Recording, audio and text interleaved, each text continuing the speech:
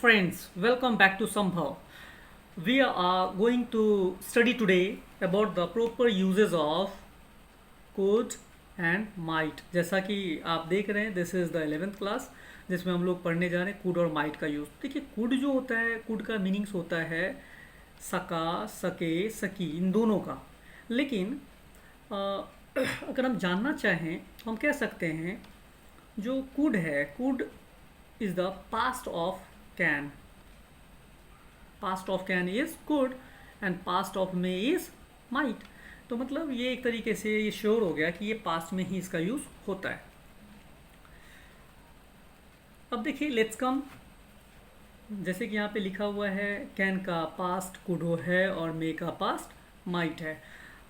Let's come to understand the difference while using the could and might through the examples। चलिए हम example से देखते हैं। Through examples will come to know better. Hello students, very good morning. Today will come to know about the difference between could and might, कि could और might के बीच में difference क्या है और इसका हम यूजेस कैसे करते हैं। देख, तो सबसे पहले मैं आपको बताना चाहता हूँ, I would like to tell you that's a could और might, इन दोनों के बीच में डिफरेंस यही है कि जब कभी भी हमें 100% श्योरिटी हो किसी भी एक्शन को लेकर के पास्ट के समय में, तो हम कुड का यूज़ करें। और वहीं पे दूसरे कंडीशंस में देखिए कि आपको अगर थोड़ा सा भी डाउट है, you are not sure about that particular action in past, तो आप वहाँ पे माइट का यूज़ कर सकते हो। अब देखो, एग्जाम्पल से आपको बहुत अच्छी तरीके से क्लियर होगा कि कहाँ पे हमें कुड और कहाँ में माइट का यूज़ करना है। अब ऐसे कंडीशन में मान लीजिए एक लड़की है, हर नेम इज़ रिया, मतलब रिया नाम की एक लड़की है। उसे सिंगिंग में बहुत ज़्यादा इंटरेस्ट है, she is very interested in singing. उसका एक ऑडिटोरियम में प्रोग्राम था 10 से 11 बजे तक का। उसकी मम्मा ने मुझसे कहा, रोशन ऐसा कर यार कि तू अगर जा रहा है उधर से तो रिया को भी ले जा, और 11 बजे तक उसका प्रोग्राम चलेगा, 10 से 11 का, तो तुम देख लेना किस तरीके का है और इसे फिर वापस हो सके तो लेकर के आ जाना। मैंने कहा इट्स ओके। मैं रिया को लेकर के गया और ऑडिटोरियम में मैंने उसे 10 बजे ड्रॉप किया, और ड्रॉप करने के बाद मैं वहीं पे प्रेजेंट रहा। आई डिडंट गो एनीवेयर, मैं कहीं गया नहीं। टाइम आया, द टाइम केम, और उस समय रिया का परफॉर्मेंस शुरू होने वाला था। अब जैसे परफॉर्मेंस शुरू होने वाला था, वो लड़की हेजिटेट हो गई, पसीने आ रहे थे उसके, बार बार वो वापस आ रही थी। मैंने उसको 2 बार 3 बार मोटिवेट किया, और इसके बाद मैंने उससे कहा कि रिया ऐसा करो, जाओ तुम गाना गाओ, तुम गाना गा सकती हो, you can Singh very easily. वो गई और बड़ी मुश्किल से उसने गाना गा दिया। तो हम ऐसे कंडीशंस में वहाँ पे क्या अप्लाई करेंगे? She could sing a song hardly, बड़ी मुश्किल से। Sorry, we are going ahead once again.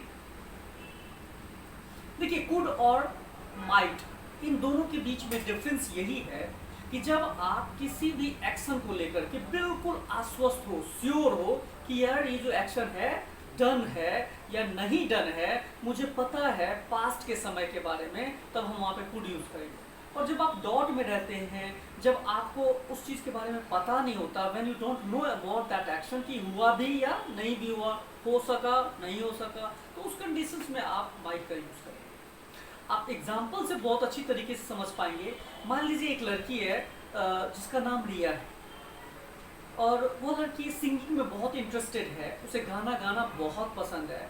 अब उसकी मम्मा ने मुझसे कहा, हर मॉम टोल्ड मी कि रोशन, आप ऑडिटोरियम की तरफ से ही जा रहे हो, तो रिया का 10 से 11 बजे तक का प्रोग्राम है, तो आप प्लीज़ रिया को वहाँ पे ले जाओ, और प्रोग्राम जब इसका ख़त्म हो जाए तो फिर से वापस ले आना। मैंने कहा इट्स ओके। मैं चला गया, मैं रिया को लेकर गया, और प्रोग्राम शुरू होने वाला था, it was about to start. Riya जैसे ही मंच पे गई, मैं वहीं पे प्रेजेंट था, मैं एज एन ऑडियंस मैं वहाँ पे देख रहा था। रिया जैसे ही मंच पे गई, तो जैसे ही उसने गाना गाना स्टार्ट किया, as she started singing a song, लोगों ने अंडे मारने शुरू कर दिए, टमाटर मारने शुरू कर दिए, जूते फेंकने शुरू कर दिए, चप्पल फेंकने शुरू कर दिए, और वह गाना नहीं गा सकी। टाइम हो गया 11। अब 11 बजे उसकी मम्मा का फ़ोन मेरे पास आता है, रोशन could Riya Singh a song, क्या रिया गाना गा सकी? अब ऐसे कंडीशंस में मैं क्या बोलूँगा, क्योंकि मुझे पता था कि रिया गाना नहीं गा सकी, तो मैं क्या बोलूँगा? No ma'am, Riya could not sing a song, Riya गाना नहीं गा सकी। दूसरे कंडीशंस में मैं बात करता हूँ कि मान लीजिए कि मैं वहाँ पे प्रेजेंट हूँ और रिया इतना हेजिटेट है कि वो बार बार स्टेज के पास जाकर के पीछे आ जा रही है। मैंने उसको 2 बार 3 बार इंकरेज किया, नहीं Riya you can sing a song. लड़की पसीने पसीने हो रही थी, she was getting sweat, but still she try to speak कि नहीं नहीं मैं गा सकती हूँ। फिर उसने कोशिश किया और उसके बाद उसने गाना किसी तरीके से गा दिया। मैं वहीं पे प्रेजेंट हूँ, मैंने देखा कि चलो यार उसने गाना कम से कम गा तो दिया। आई एम श्योर कि उसने गाना गाया, मैंने देखा, मैं श्योर हूँ। अब अगर इस कंडीशंस में रिया की मम्मा का फ़ोन फिर से आए कि रोशन could Riya Singh a song, तो मेरा क्या रिएक्शन आएगा? Yes ma'am, yes ma'am, she could sing a song, hardly, क्योंकि मुझे पता था she is not expert and first time she was performing among the crowd, तो शी वॉज फीलिंग हेजिटेट। वो गा भी सकती थी, मतलब गा नहीं गा सकती थी, लेकिन किसी तरीके से वो गा सकी। तो मैंने वहाँ पे जो वर्ड यूज़ किया, yes ma'am, Riya could sing a song hardly. अच्छा, कंडीशन नंबर सेकेंड, ये तब था जब मैं वहाँ पे प्रेजेंट था। मैंने देखा कि रिया गाना या तो नहीं गा सकी और दूसरे कंडीशन में या तो रिया गाना गा सकी, तो मैंने दोनों में कुड वर्ड यूज किया, yes Riya could sing a song hardly, और एक में किया no Riya could not sing a song. अब इस तरीके से देखिए। अब दूसरा कंडीशन ये है कि मैंने रिया को वहाँ ऑडिटोरियम में ड्रॉप किया। ड्रॉप करने के बाद मेरे को कुछ अर्जेंट काम से कहीं और जाना था, तो I just went somewhere else, और मुझे नहीं पता कि रिया वहाँ गाना गाई या नहीं गाई, what ever, I don't have idea about that. लेकिन जैसे 11 बजा, अब रिया की मम्मा का कॉल आया मेरे पास कि रोशन could Riya Singh a song. अब मैं इस कंडीशंस में क्या बोलूँ यार, ना तो रिया ने मुझे बताया फ़ोन करके, ना तो मुझे किसी सूत्रों से पता चला कि रिया गा सकी या नहीं गा सकी, तो मेरा आंसर कैसे होगा? I mean don't, that's why we will speak over there, yes ma'am, Riya might sing a song, या Riya might not sing a song. या तो आप माइट सिंग अ सॉन्ग या might not sing a song. यहाँ पे जो आप वर्ड यूज करते हो, it's totally clearly, it's totally clear to visualize that कि आप डॉट में हैं, इसलिए आपने यहाँ पे क्या यूज़ किया? माइट का यूज़ किया। और पहले कंडीशंस में आपने जब यूज़ किया तो वहाँ पे आपने कुड का यूज़ किया। तो these are the differences between the could and might, कि आपको कुड कब यूज़ करना है और आपको माइट कब यूज़ करना है। ऐसे कई एग्जाम्पल्स आप अपने लाइफ में ले सकते हैं। छोटे छोटे एग्जाम्पल से आप समझो यार, कि एक गेस्ट आए और गेस्ट को मम्मा ने चाय ऑफर किया। एक गेस्ट आपके घर में आए, आपकी मम्मा ने उस गेस्ट को चाय ऑफर किया और आप वहीं पे हैं। फिर मम्मा पड़ोस में कहीं चली जाती है due to some urgent piece of work, और फिर मम्मा ने वहाँ से फ़ोन किया आपको कि बेटा गेस्ट ने चाय पी लिया क्या? अब मैंने देख लिया कि हाँ हाँ गेस्ट ने चाय ख़त्म कर दिया, तो मैं मम्मा को क्या बोलूँगा? Yes ma'am, yes mamma, guest could complete the tea, या guest could finish the tea. और अगर वो नहीं कर सका, अभी तक पी ही रहा है, आधा कप ही पिया, तो हम वहाँ पे क्या यूज़ करेंगे? No mamma, guest could not finish tea, या guest could not finish a cup of tea, still he is taking tea. अब इस तरीके से आपने यहाँ पे क्या यूज़ किया? कुड, क्योंकि आप गेस्ट के सामने हो, आप सब कुछ देख रहे हो, आप जो भी एक्शन बोल रहे हो वो श्योर है कि वह यार या तो पी सका या तो नहीं पी सका। अब देखिए दूसरे कंडीशंस में आप भी कहीं और चले जाते हो, या तो आप छत पे चले जाते हो या दूसरे रूम में चले जाते हो, और या फिर आप अपने फ्रेंड्स के साथ उसके फ्रेंड्स के साथ खेलने के लिए चले जाते हो। ऐसे कंडीशंस में अगर आपकी मम्मा आपसे पूछती है कि बेटा guest could take a cup of tea और नॉट, तो अब आप वहाँ पे क्या यूज़ करोगे? मम्मा ही माइट या ही माइट नॉट। क्यों? क्योंकि आप श्योर नहीं हो उस एक्शन को लेकर के कि गेस्ट ने अभी चाय ले लिया या ले सका या नहीं ले सका। तो यस मम्मा या no mamma, guest could, guest might take a cup of tea या guest might not take a cup of tea. इस तरीके से आपने माइट का यूज किया। तो जो एक्शंस आपके कंसर्न में नहीं है, in that situation you will have to use might.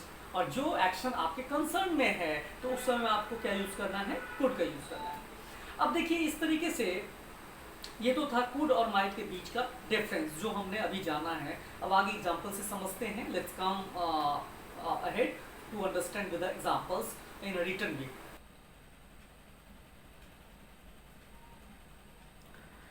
Ji students, आशा करता हूँ कि अभी आपको जो एग्जांपल्स बताया गया है, आप उस एग्जांपल से अच्छी तरीके से समझ गए होंगे कि कहाँ हमें कुड का यूज़ करना है और कहाँ हमें माइट का यूज़ करना है। अब लेकिन जनरली क्या है कि मैं आपको बता दूं कि आपको ज़्यादातर जो यूज़ करना है, मोस्टली जो आपको बोलने के क्रम में यूज़ करना है, you don't have to use might, you have to use could in your sentence. Generally आप यूज़ जो करोगे वो कुड का करोगे। वही चीज़ें हमने यहाँ पे लिखा है। अब देखिए कुड या माइट जो भी है, इसका यूज ज़्यादातर हम कब करते हैं?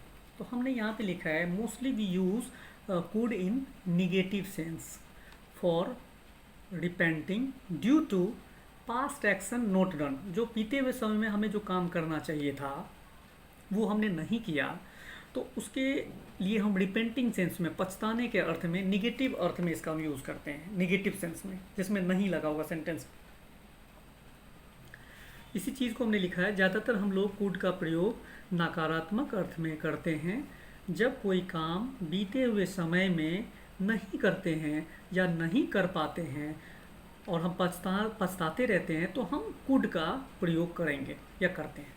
एग्जाम्पल से बहुत अच्छी तरीके से क्लियर होगा। जैसा कि मैंने यहाँ पे एग्जाम्पल्स लिखा है कि मैं परीक्षा में अच्छे अंक नहीं ला सका, नहीं ला सका, यार पछता रहा हूँ। क्यों? क्योंकि एग्ज़ाम हुआ, पहले रिजल्ट भी डिक्लेयर हो चुका है, अब उसमें कुछ हो ही नहीं सकता। अब मैं चाहे कितना भी मेहनत कर लूँ तो उसमें कोई तब्दीली या बदलाव या चेंजेस नाम का वर्ड्स नहीं आएगा, तो हम यहाँ पे पछता ही सकते हैं। तो और निगेटिव सेंस में हम इसका यूज़ कर रहे हैं, नोट लगा करके आप देख ही रहे हो कि मैं परीक्षा में अच्छे अंक नहीं ला सका। तो I could not obtain good marks in the exam. Could not, could not, could not हर जगह। जैसे वह मुझे पैसे नहीं दे सका, तो he could not give me money. जिसके कारण से, तो हमने यहाँ पे क्या लिखा? Due to that. मैं कलम नहीं खरीद सका, I could not buy a pen. फिर मैं उस कलम से पत्र नहीं लिख सका, I could not right a letter with that pen. फिर वह पत्र मैं अपने दोस्त को नहीं दे सका। Then after that I could not give that letter to my friends. मेरा दोस्त उस पत्र को नहीं पढ़ सका, my friend could not read that letter. फिर उसके मम्मी पापा मुझे जूते नहीं मार सके। After that their parents couldn't hit me with shoes. फिर मैं कुत्ते की तरह नहीं रो सका, then I couldn't cry as like dog. फिर आसपास के 200 कुत्ते वहाँ इकट्ठे नहीं हो सके। Then after that 200 dogs from surrounding couldn't gather there. मतलब आप ये समझो कि whatever you are doing imaginations, you can speak all this things in a past. और जब भी आप पास्ट में इसका यूज़ करेंगे निगेटिव सेंस में, ये नहीं कर सका, वो नहीं कर सका, तो आप अपने माइंड में रखिएगा यहाँ पे सका के लिए कुड तो है ही, और नहीं सका तो could not, could not, could not. Everywhere you have to use could not. अब ऐसा नहीं है कि आप इसका हमेशा निगेटिव में यूज़ करते हैं, इसका यूज़ पॉजिटिव में भी होता है। We use can in positive sense also, but लेकिन जैसा कि मैं आपको बताऊं, जब आप पॉजिटिव सेंस में इसको यूज़ करने की बात करोगे तो we need to use hardly word. हम सेंटेंस में क्या लगाएंगे? Hardly, because it shows that the work was impossible. जो काम था वो क्या था? इम्पॉसिबल था, but done in spite of great difficulties.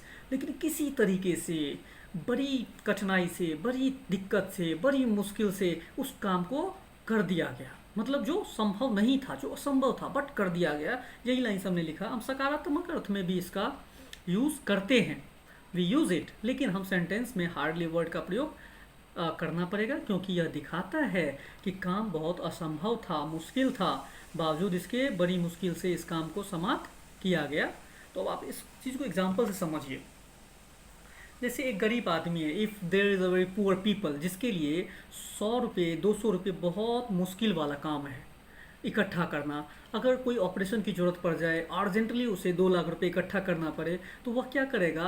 अपने घर के सारे बर्तन घर गिरवी रखेगा, अपने जेवर बेचेगा, बहुत लोगों से उधार मांगेगा, और फिर लास्ट टू लास्ट वो 2 लाख रुपए इकट्ठा कर पाया, सब कुछ जान लगा देने के बाद। तब हम क्या कहते हैं? यार, वह 2 लाख रुपए इकट्ठा कर सका। मतलब इस बात से ही ऐसा लग रहा है कि जो उसके लिए पॉसिबल नहीं था, लेकिन उसने किसी तरीके से कर लिया। तब आप यहाँ पे क्या यूज़ करेंगे? यार, he could collect 2 lakh rupees hardly, ऐसा एक्सप्रेशन देना है। He could collect 2 lakh rupees hardly. अब एक लड़का है, मान लो एग्ज़ाम में बार बार फेल होता जा रहा है, फेल होता जा रहा है, और आप जानते हैं कि 100 में से 36 नंबर चाहिए पासिंग के लिए, 36 या 33 जो भी, 36 marks is required out of 100 to pass in an exam. और वो 2 बार से 3 बार से कंटिन्यूसली फेल हो रहा है, और इस बार जब उसका मार्क कार्ड आया, रिजल्ट आया, तो उसके प्रत्येक सब्जेक्ट्स में 36 36 36 इस तरीके से सारे 5 के 5 सब्जेक्ट्स में थे। तो वो लड़का क्या हो गया? पास हो गया। तो जब मैं उसके बारे में लाइंस बोलूँगा उस लड़के को, तो क्या बोलूँगा? तुम परीक्षा में पास हो सके। मतलब यार, उम्मीद नहीं थी, it was very complicated things, very impossible for you. तो उस कंडीशंस में तुम लेकिन किसी तरीके से पास कर गए। भगवान अगर एक नंबर भी यहाँ पे माइनस कर लेता, तेरा निगेटिव कर देता, तो तू फिर से लटक जाता, फिर हो जाता, लेकिन ऐसा नहीं हुआ, तुम पास कर सके। तो हमने ये लाइंस किस तरीके से बोलेंगे? तुम परीक्षा में पास हो सके, तो you could pass in the exam, लेकिन एक वर्ड लगाएंगे, hardly. You could pass in the exam hardly. इस तरीके से जब भी पॉजिटिव सेंस में आपको ये सेंटेंस बोलिएगा ना, सका सके के लिए, तो आपको लगेगा कि वो काम उसके लिए पॉसिबल नहीं था, लेकिन वो किसी तरीके से कर दिया। आप खुद सोचिए, कोई एक ऐसा स्टूडेंट्स है, if there is any students जो कि इंजीनियर नहीं है, जो एक नॉर्मल स्टूडेंट है, उसे नहीं पता कि पंखा कैसे ठीक किया जाता है, इलेक्ट्रिक अप्लायंसेस कैसे ठीक किया जाते हैं। अगर किसी के घर का पंखा ख़राब हो गया और वो गया और वो उसको ठीक करने के लिए बैठ गया, उसको करते करते करते 2 दिन लगा उसको, उस पंखे को उसने लेकिन ठीक कर दिया, तो हम उसको क्या बोलेंगे? यार, you could repair that fan hardly, बड़ी मुश्किल से लेकिन कर दिया। अगर वहीं पे कोई इंजीनियर होता, तो हो सकता है जो एक्सपर्ट होता 1 घंटे में, आधे घंटे में कर देता, तो हम उसके लिए हार्डली नहीं लगाते। लेकिन जो काम किसी चीज़ के लिए, किसी पर्सन के लिए इम्पॉसिबल था, लेकिन वो करता गया, जो 1 घंटे का काम था, भले 2 दिन में किया, बट उसने उस काम को कर दिया, बड़ी मुश्किल से लेकिन कर दिया, तो हम वहाँ पे यूज़ करेंगे हार्डली। अब देखिए, ये तो था आपका यूज़ कुड का, जहाँ आप यूज़ करेंगे।